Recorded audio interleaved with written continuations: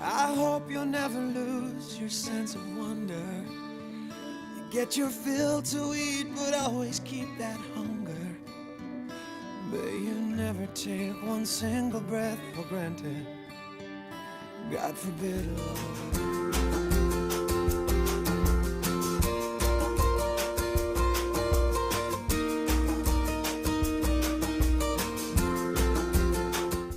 Hey there, it's me Lisa, and today is Friday, February 28th, 2014. That means I'm at the end of my 13th week, so that's what this vlog is going to be about, week 13, and starting week 14 tomorrow in my second trimester. That's so awesome. So, as you knew, last time I told you I got a hold of an OB, and I actually had an appointment. Now, funny story, we get there, and at first, like, the OB is actually standing there when we walk in, and her secretary doesn't recall my appointment when I say, "Hi, I'm Lisa, I'm here for my appointment." And I'm like, and she's like, "Lisa, no?" I was like, we talked last week on the phone, and you said you were going to get me in, and this was the day and the time." And she said, "Oh my goodness." And I told her, she started kind of remembering, but not really. So I filled her in a little more. Told her that I was supposed to have another OB, and I couldn't get a hold of her. And so she's like, "Oh my goodness." And even the OB I have now realized, "Oh yeah, you did make that, you did talk about this person or this appointment." And so she's like, "It's okay, we can take you anyway." So I was like, "Oh, thank God." And so she's like, "So you haven't had any appointments yet at all?" And I'm like, "No." And she's like, "Okay, so first off, you said you don't know the date quite for sure." And I said, "No." So she's like, "Okay, well, what we'll do is I'll listen to the heartbeat, and I have a pocket ultrasound, and we'll see what that says about how far along you are." And I'm like, what? I was so excited. As you guys knew, I didn't expect to even have an ultrasound until some other time. So she didn't need to do a dating ultrasound because she did the physical exam, and at first she was kind of like, the uterus seems a little big, seems like you might be a little further along, or maybe you are carrying twins, because we told her about the history of there being twins in the family. As, like, she did the outer physical exam of the uterus, she's like, "But don't quote me on that yet, let's do this first." So she got the machine, and it was only showing one baby, but the baby waved at us. I was like, we didn't even expect this. So I didn't bring the camera, I didn't bring my flip cam, so I didn't get any footage of it, but we heard the heartbeat, and the baby's heartbeat was strong at 160 beats per minute. My blood pressure was good, coming out at, I believe it was like 130 over 83. I know that 83 was definitely the bottom number, and I was ecstatic, and I started tearing up. Matt was so happy seeing the baby wave and hearing the heartbeat, and he was so excited that he was going to get to tell people at work, so he did once he went back to work after the appointment, and everybody is ecstatic and excited for him. Yay, no more having to, like, on Facebook, I would make an update about the pregnancy, and I'd have to customize it because, you know, certain people couldn't see it because I have a few people from his work on my Facebook list.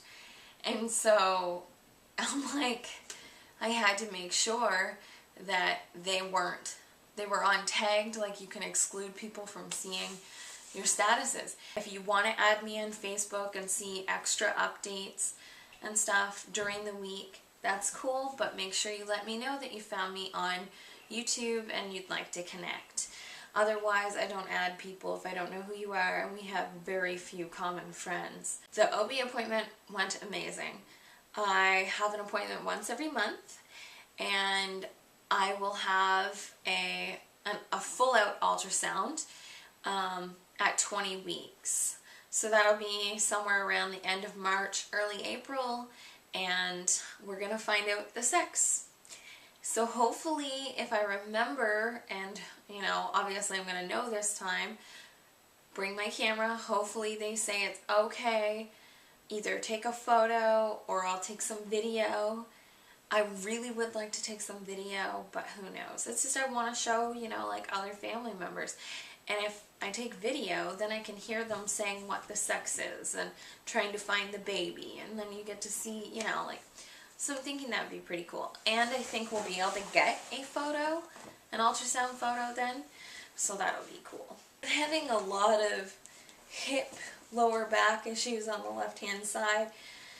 I imagine that's stemming from sleeping on my left-hand side, and it's funny because the OB was like, because I was telling her I'm reading the What to Expect When You're Expecting series, some of them, and she said don't listen to everything in those because she's like, especially the part where they tell you not to sleep on your back, and she's like, I had twins, and I slept on my back the whole time. She's like, if you sleep on your left side, you're going to be sore.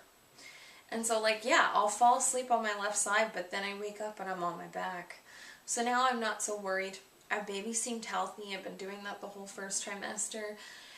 Some people say that in the second trimester it's not good to lie on your back anymore. We'll see, okay? I definitely don't wake up on my right side, and I don't sleep on my right side. So now, I used to. Now I probably won't be able to after the pregnancy. Who knows? It really hurts if I lie a certain way or sit a certain way. I have to switch positions. Really annoying, but whatever, it is what it is. On Saturday, I wasn't feeling too well. That was the day that I edited the video and put it up last week. And then I threw up and the headache subsided a little bit. I think that was the day that I had such a bad headache that it made me throw up. Yeah, that's the day. That was intense. I've never thrown up for a headache. I felt nauseous during a headache prior to this, but this was really weird. So anyway, I totally just threw up completely. So I started eating soda crackers, and that headache lasted almost all day. Very intense, very, very painful. Not fun at all. The next day, I was feeling a lot better. I decided to have a coffee, a small one, an iced coffee from Tim Hortons, which I don't have very often, but as a pregnant woman, you just have to cut down on your caffeine. And I was drinking coffee like quite a bit before I got pregnant, maybe one every few days, but I only have it like once every week or every second week now. So anyway, I just got a small one, and I had a bunch of organic kiwi for breakfast that day, but I ended up being gassy in the morning. I imagine that's the combination of the coffee and the kiwi. And then I started feeling nauseous, and then later on in the day I had dark stool, almost black. Some of it was still normal colored and some a little green, but it was really weird. So I looked that up, and apparently it can be due to excessive iron. And so I guess that kind of makes sense, because just on Thursday we went to the in-laws and I had eaten a seafood chowder. And in combination with taking my prenatal supplement, I imagined that that was a high amount of iron. So I ended up with black stool for one day. Guess what? On Sunday, I celebrated my birthday with my family, because my birthday was on February 16th, but I was spending it with Matt, so my family and I did it the next weekend. And yeah, and we were celebrating my mom's too. But anyways, I ate a salad without very much aversion at all. I haven't had one since, but I'm like, oh my god, I ate a salad. Like, just thinking about it right now is making me nauseous, though. Ugh. I hate that feeling. On Monday, I had nausea on and off. The stool was normal in color again, but very soft and almost diarrhea-like, with black kiwi seeds in it. I wonder why. I don't digest seeds very well. Most people don't. So anyway, like the seeds from the kiwi obviously came out in my stool. That's fine. And then I went to bed way too damn late / early. It was actually early. To bed at 5 in the morning that day. And so the next day, the nausea was very low. I felt great. But I was still getting that lower abdominal pain where it feels like there's like a muscle or something pulling whenever I walk or get up or move. And I asked the OB about that, and I heard about something called round ligament pain, and she said I was kind of early on for that, but I read somewhere that usually when you're going into your second trimester, that's when it can start, because the baby is now going to lift out of the pelvis and up higher into the lower abdomen. And so I feel like a tool, but I have to mention this. I thought the baby was up higher in my, like under my stomach, because the stomach's in the solar plexus, and then underneath is just like your intestines and such and your organs. But I thought the baby was there, of course. I had no idea. I haven't had a baby before. I just see everybody's belly up here, so I figured, well, the baby's got to be in there somewhere, right? And so, and I was also growing. I'm growing in the upper abdomen, and I'm growing in the lower abdomen. And so I asked the OB, I said, if the baby's not there, then what is going on? Because I'm not gaining weight. She said that would be the progesterone. The hormones are making me grow in other spots, which makes me look pregnant more so. But the baby's still in my pelvis, like way down lower, like, you know, to the point where we're doing the ultrasound, and she's like, oh, you don't have to take your pants off, I'm gonna have to get you to roll them down quite a bit. And so I'm like, okay, the baby's down that far. And so yeah, I thought that was kind of interesting. Anyway, now it's good to know where the baby is and where the baby will be in the next few weeks. They're gonna lift up into the lower abdomen. And I felt really, really good that day. That would have been Tuesday. And but the only thing is that I find my face is starting to break out a lot, and dryness, like crazy dryness. And everyone's saying that my complexion's cleared up, but I don't know, like I see it maybe on my forehead that it's cleared up, but I don't know, just like one side of my face, the right side of my face, there's a bunch of little pimples, and it's really dry. And then over to my ear, it's like really dry up here in my ear and such. The other one seems to be okay, and so I don't know, that might have something to do with the dermatitis that I have going on up here. Seborrheic dermatitis, that's what it's called. And so it's on my scalp, but it might also be affecting some of my face and my ear, or ears at times. On Wednesday, I had my appointment. And the appointment, like I said, went really well. And I had a really good day that day, minus the pain in the lower abdomen. And then even my back. We went grocery shopping that day, because we go grocery shopping every 2 weeks, and holy shit. I went for my half-hour walk earlier, and I wasn't even thinking. We must have been walking around getting groceries for like 2 hours. And so why I did my 30-minute walk and then did that, I don't know. I wasn't thinking. So anyways, I was in a lot of pain. Anytime I would stand up, my back would really hurt. I'd almost feel like I was going to fall. It's the weight. Obviously, my extra weight doesn't help. The OB weighed me, and oh my god, her scale is nice. Like, I don't mean nice as in it looks good, but it's nice to me, because my scale here, when I weighed myself just the night before, said I was 119, or no, 120, sorry. But when I weighed myself there, I was 115, and hers is properly calibrated. So I have a feeling that mine might need new batteries. So basically, if that's the case, and I was still, if I would have weighed myself here, I never thought to, and I was still 220, if I said 115, I am sorry, oh my god, 215. Anyways, so if I weigh 220 here, and I weigh 215 there, that means that technically I was fluctuating between 210 and 215 prior to pregnancy and so far during pregnancy.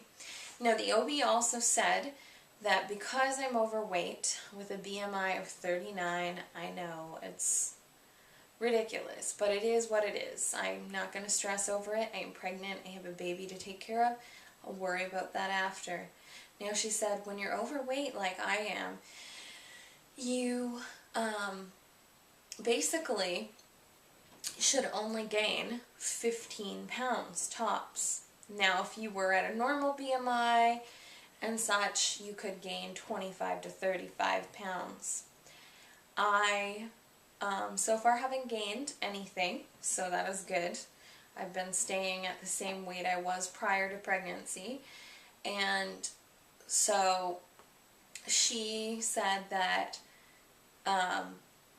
15 pounds within the 9 months, and I was like, is there a certain amount each week? She's like, no. Seriously? She's like, some weeks you're going to lose weight, some weeks you're going to gain weight, and she's like, it is okay to lose weight. Not from dieting and such, but just leading a healthier lifestyle because you've got weight on you, because your baby is going to use your fat stores and such.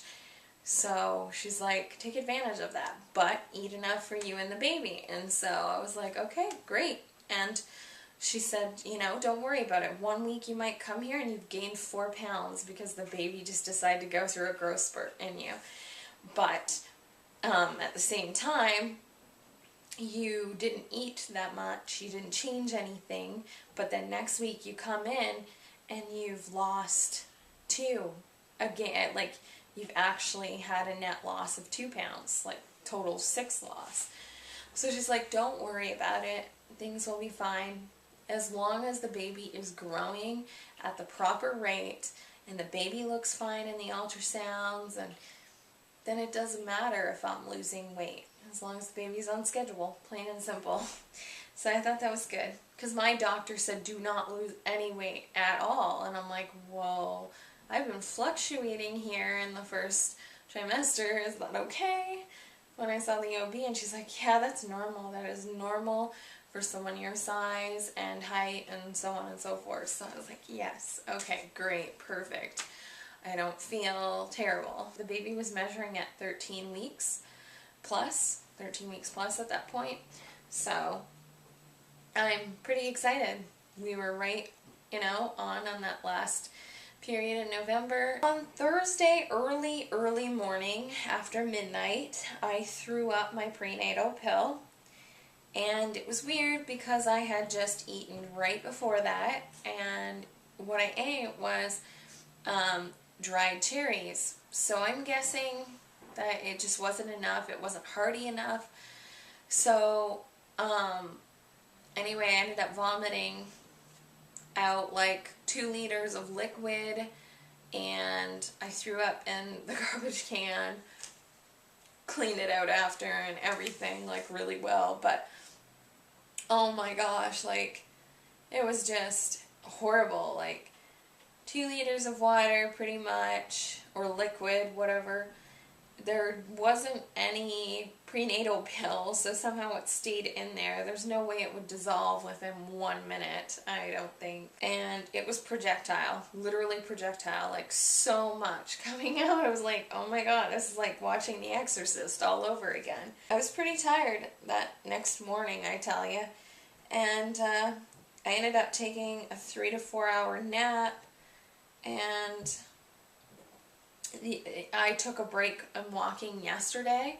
I'm still going to go for a walk after I take this video, but I didn't want to aggravate my back or that abdominal issue and such. So I I didn't go walking yesterday. Whatever. It is what it is. I felt a lot better after that nap. Now the only thing is, later on in the evening, I decided I wanted a snack and I was craving them. So I had some jalapeno poppers.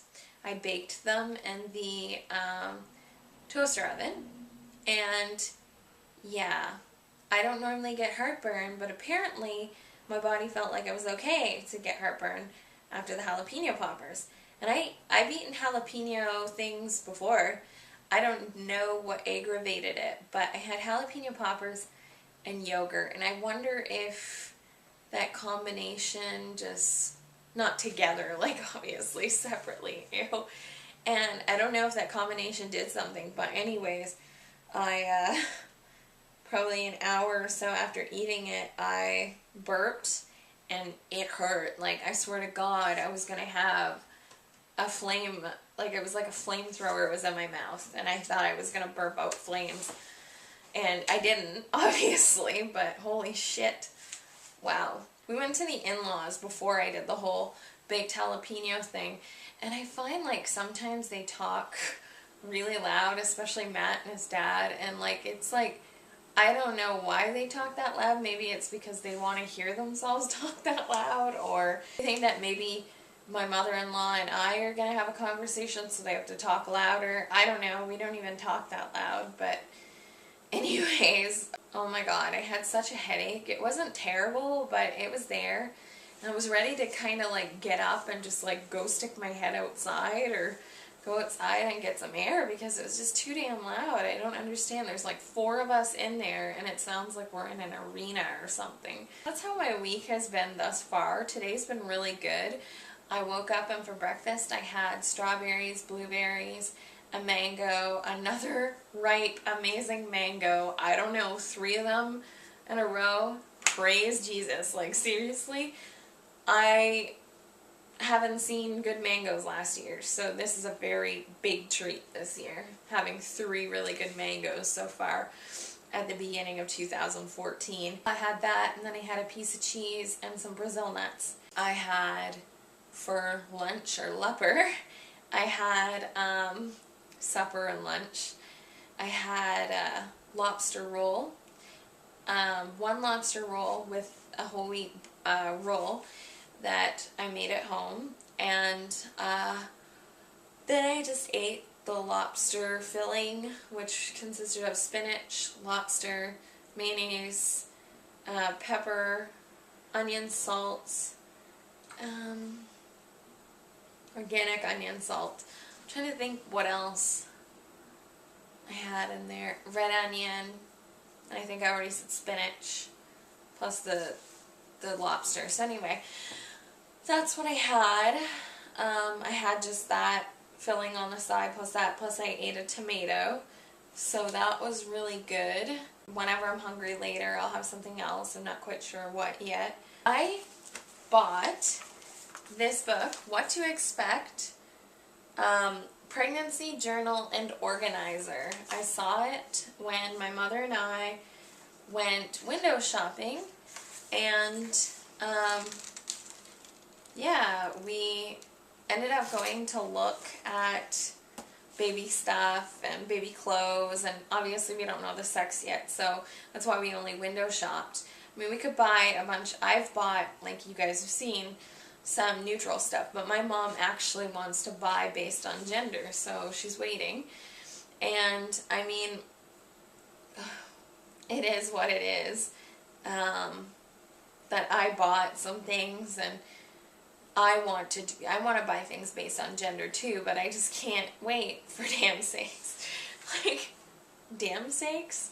Is that even a word or saying? I don't think so. So we went, and then I bought this, and I love it. Like, basically, it's like amazing. There's like a little pocket here that you can put stuff that you need to remember. Like, I've got my little appointment card that says all my appointments for the next 4 months. And then I've got a pregnancy pocket guide, papers to go get blood work done. So that's exciting. Yeah, I have to go Monday. I was going to go yesterday because the doctor asked us if we wanted to do a maternal serum screening, which is when you take a blood test to find out what your somewhat chances are of having a Down syndrome or some sort of birth defect in your child. And the thing is that Matt really did not want to know. He didn't want to know. He said if it happened, it happened, and we would deal with it at the time. He's like, why find out if there's nothing we can do to change it? You know, so he was like, if you want to find out, I don't want you telling me. And well, I'm honest, and I don't like keeping things in or not sharing things with my husband.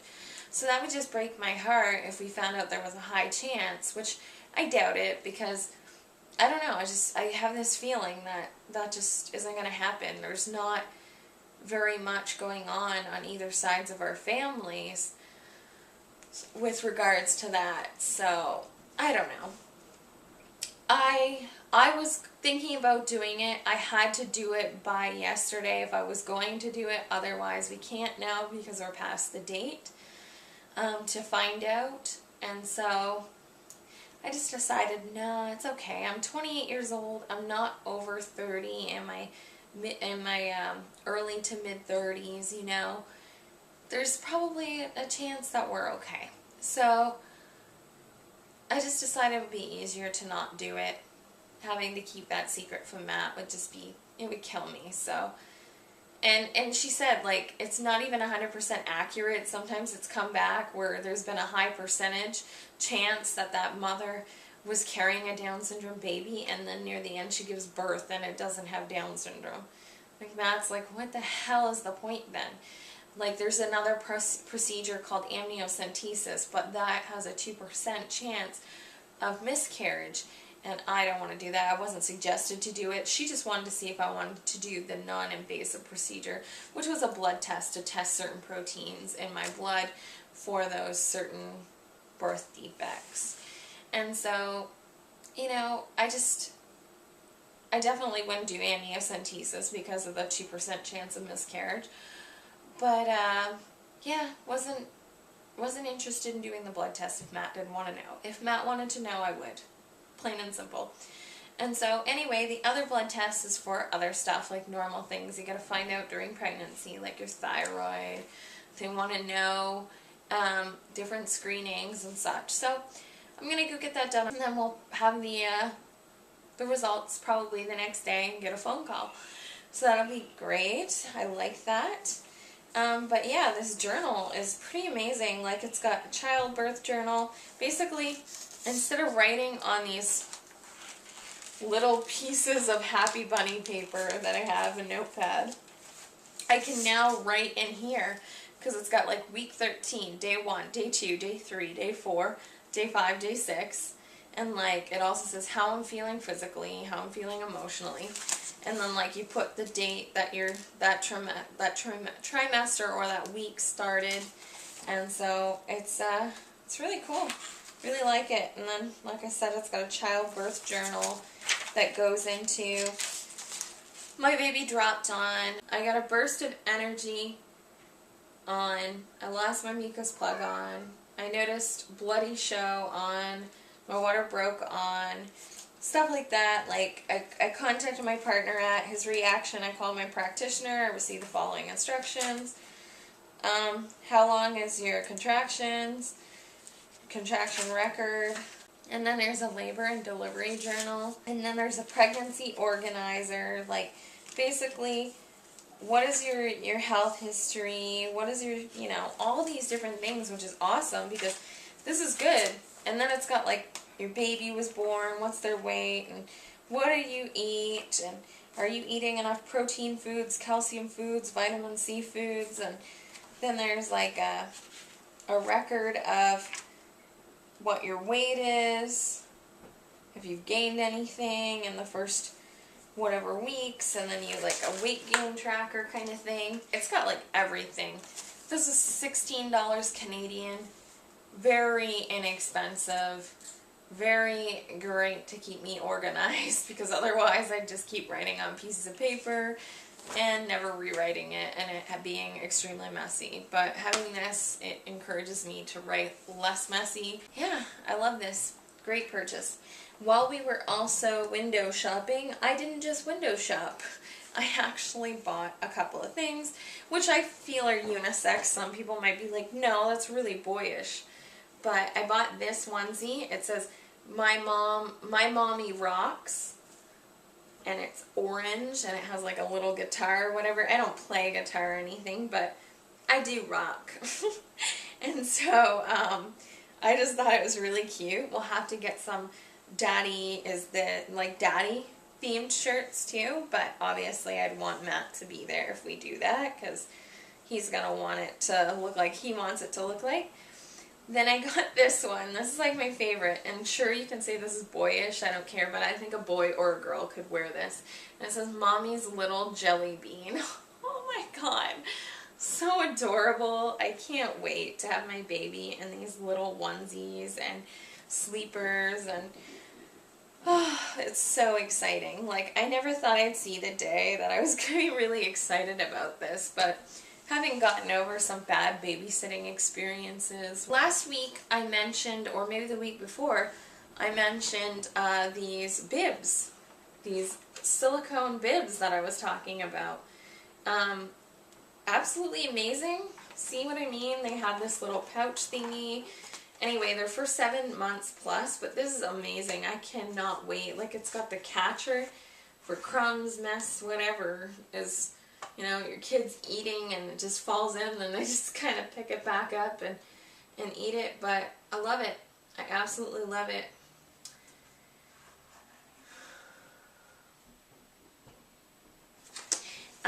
So yeah, that's it for showing you what I have bought this week, or forgot to show you. And then I almost forgot about another item that I purchased.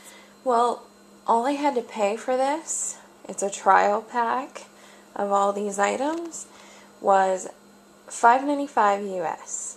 I mentioned it in last week's vlog if you've been watching. What it is it's a couple of trials from the Honest Company. I got the 7 diapers.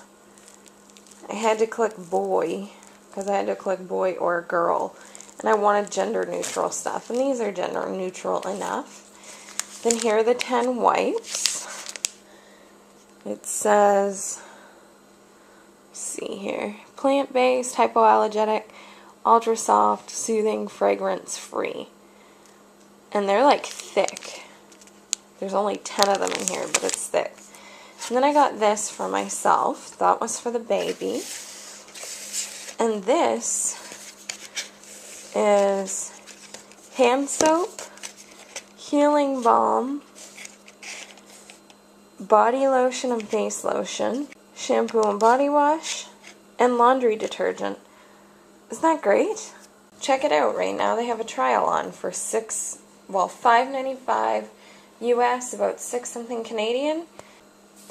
Oh, also I forgot to mention that I had cravings, and some of the cravings I've had were for toaster strudels, fruit, again, primarily blueberries and kiwi, and I had smoothie cravings, especially for banana, strawberry, and orange smoothies. I actually juiced fresh orange juice and used that for the smoothie. It was so good. I craved, what else? Lobster rolls, and just trying to think. There were a couple other things. I can't really think right now, but yeah. I have just looked into a few things that I'm really interested in. You know me, I'm interested in natural methods and anything that can advance me emotionally, physically, or spiritually.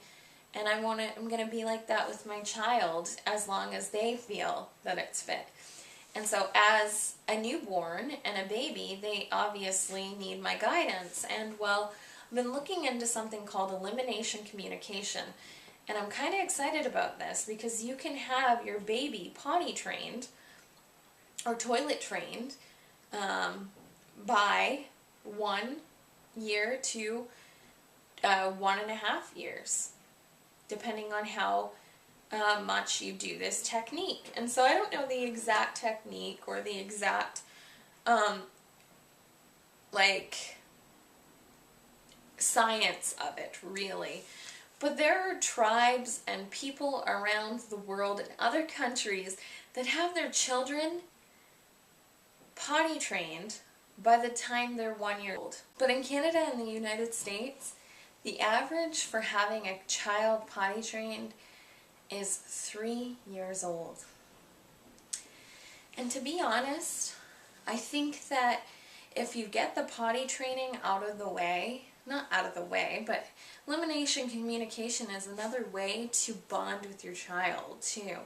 So I like that. And you know me, I love communication. So the thing is that if you do that, your child at their most impressionable, they learn more easily from what I've heard around the age of 2. So if you already have your child potty trained and using the washroom and wearing panties or underwear instead of diapers, by that age, they have more time to learn everything else. And it might advance them. I don't know. I'm not a scientist. I don't know if, this will work, but I'm willing to give it a shot. And so I want to do it full time. And then, because you can do it full time, part time, or in the evenings, or at certain times during the day. And so anyway, I'm going to do that. And then there's another thing where instead of at 6 months, a lot of people go into pureed foods, and then the baby eats pureed, and they get really tired of that, some of them, and they won't like the texture, and they'll just be miserable. They hate that food.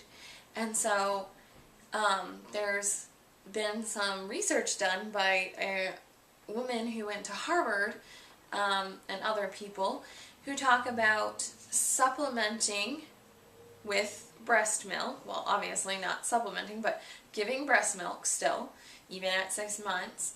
And, I mean, some women continue on to breastfeed up until the child's like 4, but I don't know how long we'll do that. We'll see. But I'm going to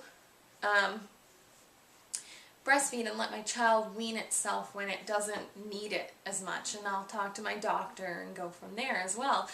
But so, you start the child on solid foods. You let them bond with you in a way that what you're eating, they can eat, but in small pieces and whatever. And so you put it on the table for them, 6 months. And you make sure it doesn't pose a choking hazard, and you don't have to mash it or anything, but like little pieces of carrots and little pieces of this and that. And a lot of people wait until like close to 1 year old to even do that. But apparently a lot of parents are doing it this way too, where they just go into solids. And so the child learns to eat on their own, more independently, quicker, and they feel better about themselves. They feel like they're able to make their own decision on what they want to eat instead of being force-fed liquid mush or whatever it is, and then not liking food later on because they had a bad experience with being forced. So I like that. I like these two things. I'm going to contemplate it, talk to Matthew about them. I've been doing some research and talking to him a little bit about it, but we need to actually sit down and have that conversation. So yeah, that's where I'm at. This is going to be a pretty long video, so I'm going to cut it off here. I want to thank you for watching, for staying with me during this video. If you have any questions or any comments, definitely leave them below. And if you want to connect and you need some support, reach out. I'm here. I'll try and do what I can. And like I said, I'm on Facebook. That'll be in the links below. Feel free to add me. Tell me you found me on YouTube, and I'd love to connect. So thank you so much for watching. I hope you will have a wonderful evening or wonderful day. Have a great weekend, and namaste.